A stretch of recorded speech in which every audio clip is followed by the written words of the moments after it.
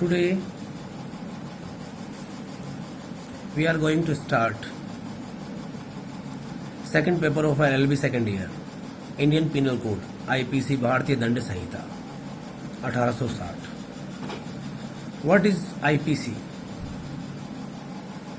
It is a central act which defines definitions of crime, classification of crime, punishment of crime. It also defines general exceptions where criminal liability does not arise. IPC भारतीय दंड संहिता एक केंद्रीय अधिनियम है जो अपराधों की परिभाषा, उनके प्रकारों और उनके दंडों को विहित करती है. साथ ही यह संहिता उन आपराधिक परिस्थितियों को भी बताती है, उन एक्सेप्शनल कंडीशंस को भी बताती है जहां के आपराधिक दायित्व उत्पन्न नहीं होता. यह संहिता भारत में एक साधारण संहिता के रूप में प्रचलित है या विधि द्वारा स्थापित की गई है.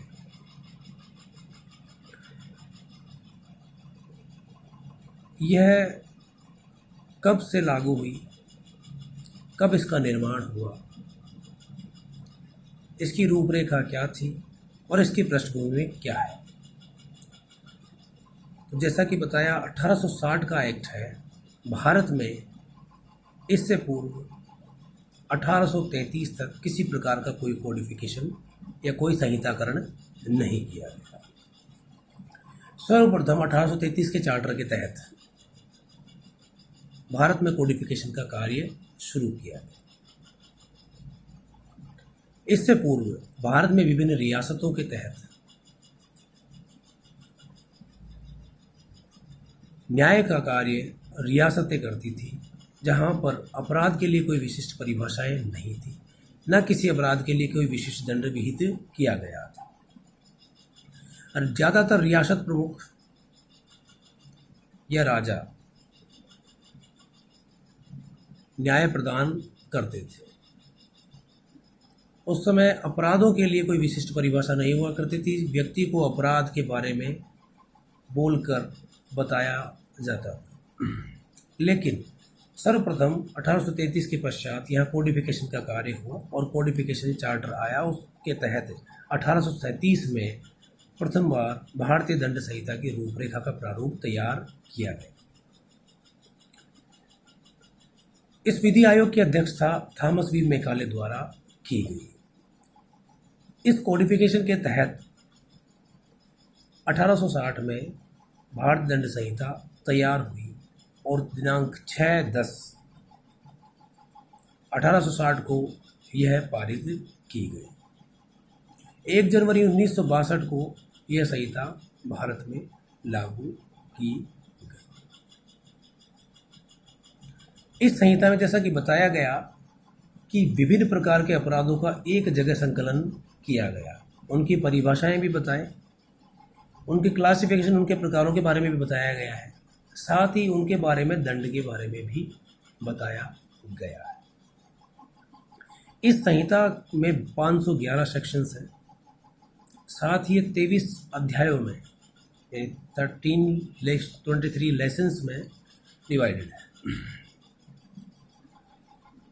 इसमें शुरुआत के जो कुछ लेसन्स हैं उनमें अपराधों के डेफिनेशंस के बारे में, शब्दों के अर्थ और उनकी परिभाषाओं के बारे में बताया गया है. उसके पश्चात दंडों के बारे में, उसके बाद जनरल एक्सेप्शंस के बारे में बताया गया है. भारतीय दंड संहिता के शीर्षकों के आधार पर अध्ययन से पूर्व हमें भारतीय दंड संहिता के बारे में पूरी तरह से जान लेना आवश्यक या उचित होगा. भारतीय दंड संहिता अपराधों के बारे में बताती है. अपराध, ऑफेंस. सर्वप्रथम what do you understand by offence? Offence क्या है या अपराध क्या है? अपराध के एसेंशियल एलिमेंट्स क्या हैं, अपराध की स्टेजेस क्या है उसके बारे में हमें जानना चाहिए। तो अपराध से क्या तात्पर्य है? क्या कोई कार्य जो धर्म के विरुद्ध हो या नैतिकता के विरुद्ध हो, क्या वह अपराध है? नैतिकता के विरुद्ध माता पिता को भोजन परोसना, उनको प्रणाम करना या अन्य किसी प्रकार का मोरल दायित्व, मोरल ड्यूटी, क्या उसकी अवहेलना करना अपराध है? क्या धार्मिक नियमों की अवहेलना, मांस मदिरापान या कोई अन्य किसी प्रकार का ऐसा अधार्मिक कार्य, क्या ये अपराध है? अपराध की परिभाषा क्या है? तो सर्वप्रथम देखते हैं अपराध की परिभाषा क्या है। किसी संहिता में या इस संहिता में भी कहीं पर अपराध की कोई विशिष्ट परिभाषा नहीं दी गई, पर अपराध की एक सामान्य परिभाषा है कि अपराध किसे कहें। ऐसा कार्य या कार्य लो, ऐसा कार्य या कार्य लो, एनी एक्ट और ओमिशन जो कि विधि द्वारा अपराध घोषित किया गया और जिसके लिए दंड विहित किया गया। A act or omission which is described by law and also describe about the punishment of that act or omission is called offense.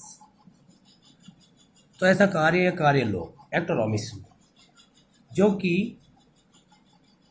किसी विधि द्वारा, विधि दांडिक विधि, किसी दांडिक विधि द्वारा, आपराधिक विधि द्वारा जिस कार्य को या लोभ को अपराध घोषित किया गया हो, परिभाषित किया गया हो और जिसके लिए दंड विहित किया गया हो, ऐसा कार्य और लोभ ही अपराध बनता है।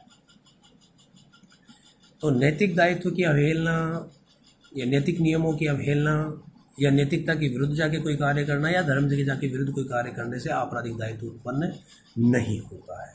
आपराधिक दायित्व उत्पन्न होता है जब आप विधि द्वारा निषिद्ध कोई कार्य या विधि को करने के लिए कोई कार्य के लिए आप आबद्ध हैं, वो लोभ करें और जिसे अपराध की श्रेणी में परिभाषित किया गया हो या अपराध की आपराधिक दंड संहिता में परिभाषित किया गया हो, वही अपराध बने।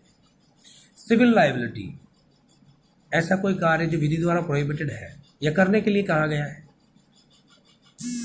बट उसके बावजूद भी नहीं किया जाता, तो ऐसे कार्य के लिए क्या आपराधिक दायित्व उत्पन्न होता है? For example, income tax return भरना, अगर नहीं भरे डेफिनेटली दायित्व उत्पन्न होगा, बट यह आपराधिक दायित्व नहीं होगा, यह आपराधिक दायित्व नहीं होगा। इस सिविल दायित्व, it is also prohibited by law, ये bound by law to do something. तो ऐसा कार्य जो विधि द्वारा करने के लिए आबद्ध हो नहीं किया जाए, जिससे क्रिमिनल लाइबिलिटी अराइज हो और जो क्रिमिनल कोड में कोडिफाइड हो, वही कार्य या लोभ अपराध होगा, अन्य कोई कार्य या लोभ अपराध नहीं होगा। आइए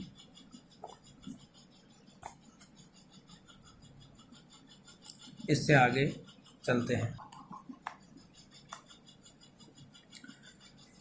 अपराध के तत्व क्या होंगे? अपराध का गठन किन तत्वों से मिलकर होता है, इसके बारे में आगे चर्चा करेंगे। इससे पूर्व भारतीय दंड संहिता एक साधारण संहिता है जो कि विभिन्न प्रकार के अपराधों को एक जगह संकलित करती है। इसके अलावा भी भारत में कई तरह की दांडिक विधि प्रचलित है, जिसमें food and adulteration, prevention of food adulteration act, NDPS act, अनुसूचित जाति जनजाति अत्याचार निवारण अधिनियम और इसी प्रकार के कई एक्ट प्रचलित हैं जो कि विशेष विधि से संबंधित है, विशेष विषय से संबंधित है। लेकिन भारतीय दंड संहिता बहुत सारे अपराधों को एक जगह संकलित करती है, इसलिए ये साधारण दंड संहिता है। इसमें कई प्रकार के अपराधों का एक जगह संकलन किया गया है। इसमें साधारण अपवाद भी बताए गए हैं, जहां पर कि किसी प्रकार का कोई कार्य करने के पश्चात भी कोई आपराधिक दायित्व उत्पन्न नहीं हो।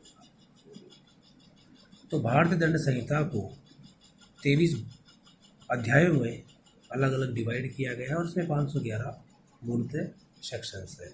इसका समय समय पर अमेंडमेंट हुए हैं, बहुत सारे सेक्शंस इसमें जोड़े गए हैं और कुछ सेक्शंस इसमें से लोपित भी कर दिए गए हैं, जिसका हम समय अनुसार आगे के अध्ययन में चर्चा करेंगे।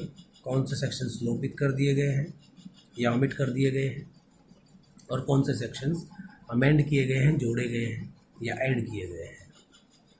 अमेंड भी किए गए हैं और ऐड भी किए गए हैं। इसकी चर्चा हम अगले